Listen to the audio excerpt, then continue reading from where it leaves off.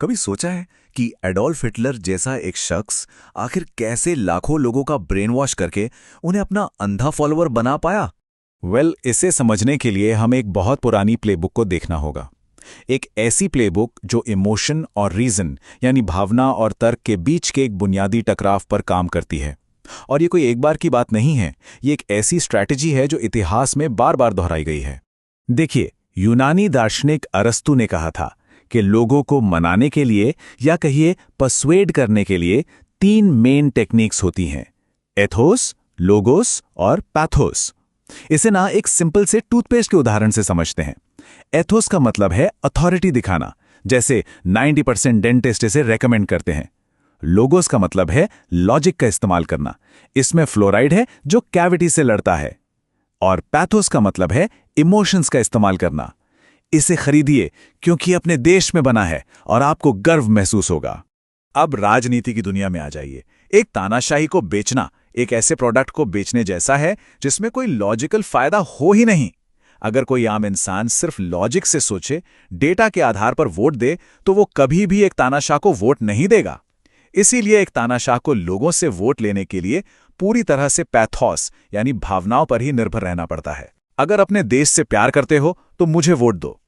लेकिन सिर्फ भावनाओं का इस्तेमाल करना ही काफी नहीं है।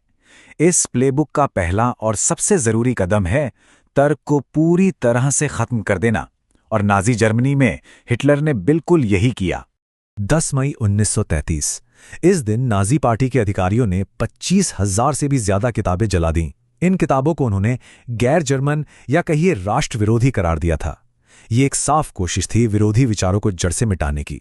और इसे सही ठहराने के लिए Nazi propaganda minister Joseph Goebbels ने कहा, भविष्य का जर्मन आदमी सिर्फ किताबों का नहीं बल्कि चरित्र का आदमी होगा। देखिए, बस इस एक लाइन से उन्होंने पूरे एंटी इंटेलेक्चुअल अभियान को सही ठहरा दिया। एक तरह से यह कह दिया कि लॉजिक कमजोरी है और अंधी वफादारी ही असली ताकत है। तो ये कौन सी किताबें थीं? अरे लगभग हर तरह की। मार्क्सवादी साहित्य, साइकोलॉजी पर लिखी किताबें, लिबरलिज्म और डेमोक्रेसी की बात करने वाली किताबें, यहूदी लेखकों की किताबें, आर्ट और थिएटर पर किताबें। मतलब हर वो चीज जो नाजी विचारधारा को चुनौती देती थी, सवाल पूछने के लिए उकसाती थी, उसे सिस्टमैटिक तरीके से मिटा दिया गया। और जब असली साइंस को हटा दिया तो उसकी जगह जो खाली हुई उसे भरा गया सूडो साइंस से, मतलब नकली विज्ञान से। जैसे कि वर्ल्ड आइस थ्योरी। इसमें दावा किया गया कि पूरा ब्रह्मांड बर्फ से बना है और इसका आधार क्या था? बस किसी का एक सपना। सोचिए, हिटलर जैसे लोगों ने इस बेतुकी थियरी को भी खूब बढ़ावा दिया। और फिर बनाया गया एक बलि का बकरा। प्रोपेगेंडा का लॉजिक तो देखिए, मतलब लॉजिक था ही नहीं। एक ही ग्रुप यहूदियों पर पूरी तरह से उल्टी सीधी चीजों का इल्जाम लगाया गया। जब नाजी पार्टी समाजवाद की बात करती तो यहूदियों पर पूंजीवाद का आरोप लगता, और जब वो खुद कॉरपोरेट से फंड लेते तो यहूदियों पर कम्युनिज्म फैलाने का आरोप मढ़ दिया जाता। तो ऐसे माहौल में जो लोग लॉजिक के साथ खड़े होने की हिम्मत करते हैं, उनका क्या होता है? इसका सबसे बड़ा और शायद सबसे दर्दनाक उदाहरण है दुनिया के सबसे मशहूर वैज्ञानिक एल्बर्ट आइंस्टाइन की कहानी। आइंस्टीन ने हमेशा हिटलर की पार्टी की खुलकर आलोचना की थी, और जब हिटलर पावर में आया तो उन्होंने विरोध में अपनी नौकरी से इस्तीफा दे दिया। इसके जवाब में उनकी साइंटिफिक रिसर्च को सरेआम जलाया गया, मीडिया ने उन्हें बदनाम किया, और हद तो तब हो गई जब उनकी एक तस्वीर छापी गई जिसका टाइटल था, अभी तक फांसी नहीं दी गई। जब उनके एक दोस्त की हत्या कर दी गई तो आइंस्टीन को अपनी जान बचाने के लिए जर्मनी से भागना पड़ा। अब जो बात असल में चौंकाने वाली है ना, वो ये है कि ये जो तरकीबें हैं, ये सिर्फ जर्मनी या उस दौर तक ही सीमित नहीं थीं। ये एक बार बार दोहराया जाने वाला पैटर्न है, एक ऐसी प्लेबुक जो अलग अलग राजनीतिक आंदोलनों में बार बार इस्तेमाल हुई है। जैसे कि खुद को एक मसीहा की तरह पेश करने की स्ट्रैटेजी। हिटलर ने खुद के बारे में एक जीवनी लिखवाई जिसमें उसकी तुलना जीसस क्राइस्ट से की गई, लेकिन इसे एक दोस्त के नाम से छपवाया। ठीक इसी तरह भारतीय राजनीतिक हस्ती वीडी सावरकर ने चित्रगुप्त के छद्म नाम से एक जीवनी लिखवाई जिसमें खुद की काफी तारीफ की गई। और फिर आती है एक शुद्ध इन ग्रुप और एक खतरनाक आउट ग्रुप बनाने की सबसे अहम स्ट्रैटेजी। नाजीवाद ने आर्य जाति को सुपीरियर और यहूदियों को बाहरी बताया।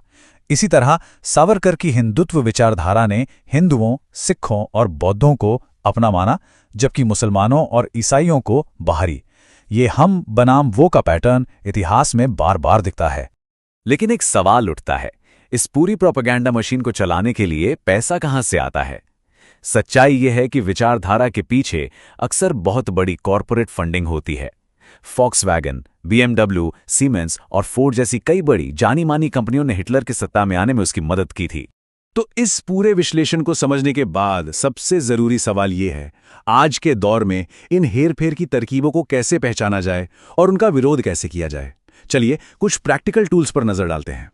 तो ये है वो चेकलिस्ट जिससे राजनीतिक भाषा में छुपे खतरे के संकेतों को पहचाना जा सकता है। गौर कीजिए, क्या इमोशंस पर बहुत ज्यादा जोर दिया जा रहा है? क्या एक कॉमन दुश्मन बनाया जा रहा है और लीडर को किसी अकेले मसीहा की तरह दिखाया जा रहा है? क्या तर्क की जगह वफादारी मांगी जा रही है और बाहर के सारे न्यूज सोर्सेस को झूठा बताया जा रहा है? अगर हां, तो ये सब खतरे की घंटी हैं। अपनी क्रिटिकल थिंकिंग को मजबूत करने के लिए ये 4 कदम बहुत काम के हैं। पहला, इमोशनल अपील्स पर हमेशा सवाल उठाएं। मुझे ऐसा महसूस क्यों कराया जा रहा है? दूसरा, अपने इको चैम्बर यानी अपनी सोच के बुलबुले से बाहर निकलें और कई अलग अलग भरोसेमंद न्यूज सोर्सेज देखें। तीसरा, बातों में मौजूद विरोधाभास यानी कंट्रडिक्शंस को पहचानें। और सबसे जरूरी चौथा, किसी की कहानियों या भाषणों से ज्यादा डेटा और सबूतों को प्राथमिकता दें। आखिर में इस पूरे विश्लेषण का जो निचोड़ है वो डॉक्टर B.R. अंबेडकर के इस शक्तिशाली विचार में है। उन्होंने कहा था, किसी भी पार्टी या किसी भी राजनेता के अंधे अनुयायी न बने। एक लोकतंत्र में स्वतंत्र और तार्किक सोच का महत्व सबसे ऊपर होता है।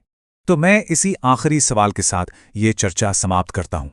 आज के इस डिजिटल और अंतहीन जानकारी के युग में गलत सूचना और इमोशनल मैनिपुलेशन के खिलाफ हमारा सबसे मजबूत डिफेंस क्या है?